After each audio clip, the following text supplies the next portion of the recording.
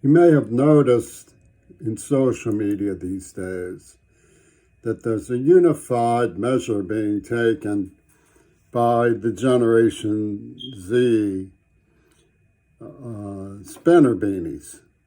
They uniformly equate the manner of America's victory at war over the Japanese, which were the nuclear bomb, with oppression of the Native Americans, the idea of slavery in America, exploitation of the third world, and religious persecution of minorities, because they evidently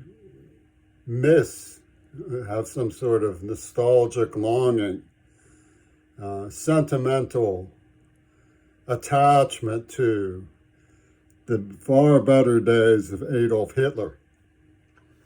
What else? It makes no sense any other way.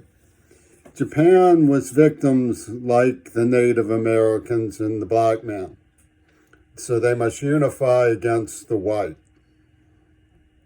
And this mindset feeds into truly craven depravity towards a deaf person who was used in maniacal, psychotic Manson ordeals by organized criminals on every level of the government in a genocide program. They're defending the Axis when they defend Japan. I don't like the manner of how it was won, and neither did the sailors on my father's ship.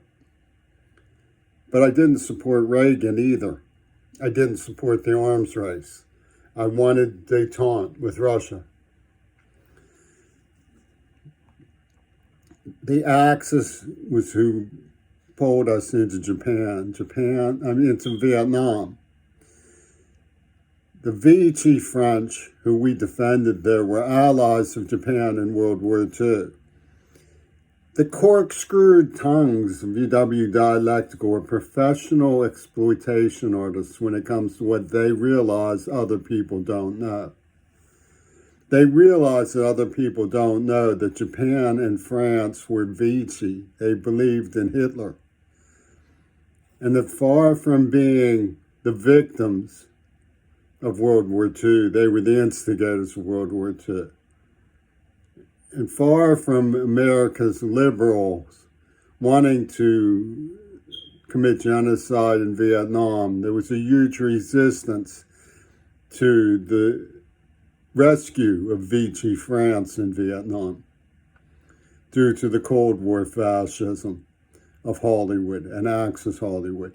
And all of the Axis stories about how we're punishing Native Americans and the black man by celebrating our victory at sea in World War II come from Clint Eastwood's branch of Hollywood, who've played a game of Russian roulette with the AIDS virus throughout it, murdering innocent people, calling it real estate deals over a penny. And how they pulled this was because Yoko Ono was given a card that I gave back to Adrian Belew, trusting him, which was insane gullibility. Robert Fripp wrote me a postcard, and I gave it to Adrian Belew. And he evidently gave it to Yoko Ono, who used it to sell me into slavery, to make my murder a snuff film to raise the value of Robert's card. And we also know that the Boy Scout system in Michael Reagan's Pittsburgh Christian clubs, these Boy Scouts were tied to the war games that went on in Maine, from which Robert Card came and shot and massacred a number of people, including the deaf in a bowling alley, to announce the rabble have a stake in the story narrative of dispossession of a deaf white person who's being used by their sanctimonious fascism. The sanctimonious fascism claims that real estate demands they establish and control a narrative about John Lennon that doesn't make any sense. They said that the martyrdom of Lennon represents the people who they claim killed him, and that the only guilt is somebody who was a child who didn't know anything about it, not getting better of it, and stopping Lennon before he pulled what was obviously his Houdini. Lennon's mystical phenomenon was programmed into a story that they refuse to tell. They want to make a contract on America.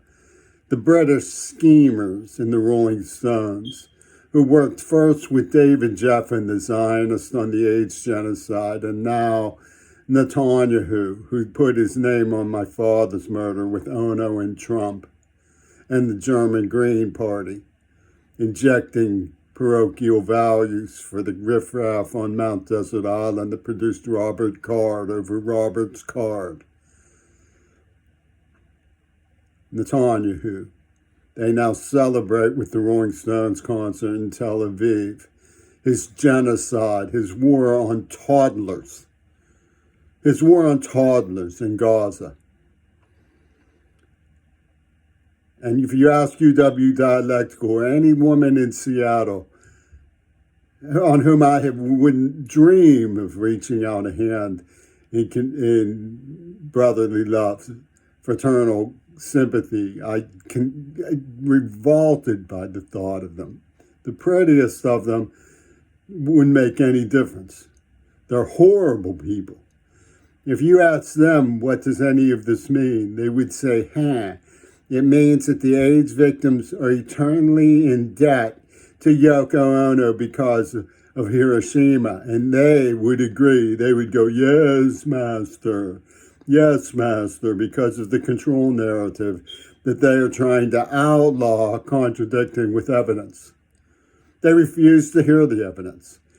They refused to allow me to go to school for decades. They refused to address my legal concerns. They stood there and said, boo-hoo, when I was given Parkinson's, when I was poisoned in the mouth with every indication that it was by the people behind COVID-19. And they continue to cry their crocodile slumlord. Who cares if it spreads? Kick out the grannies with COVID. Tears for sale over the Jewish people who did all of it, ripping off our museums. It's anti-Semitism to even admit the letters of Gail Burston existed, much less read the copies that are bona fide and established as true. To even admit they even exist in copy, they say is anti-Semitism. To read her words and acknowledge what she had to say, they claim is anti-Semitism. So it can't be done. It's against the law. It's officially blacked out, with death row haunting an American, because I came from the Peace Corps movement, the public schools movement. They are outlawing the right to protect our children. They hate the idea that our children are safe, despise it. Yoko Ono tears the carpets of the Decoita building with her jaws in animosity for the idea that any child in the United States of American public school system is safe from her Boy Scouts, armed and deadly with Glocks and AK-47s, whatever the hell they are. They hate the United States. Mick Jagger hates the United States. Israel hates the United States. They put me forward as a symbolic laughingstock to celebrate the success of that hatred. They attacked me blindside as an 11-year-old. I couldn't get help from the schools, from the police, from my friends, from my family, from the house next door, from the State Department, from the legislators, from the governors in adjacent states, from the Board of Corrections, from the municipal police, from the county police, from the state police, from the President of the United States. Nobody came to help. They sat there gyrating around this stupid claim that Reagan didn't know and Lenin was a messiah to a victim of genocide that they want the people who are victims of to be loyal to Access Hollywood, who pulled it. Cars, cars, cars. Jobs, jobs, jobs. Movies, movies, movies. That's all that Fu Manchu zombie Biden ever thinks about.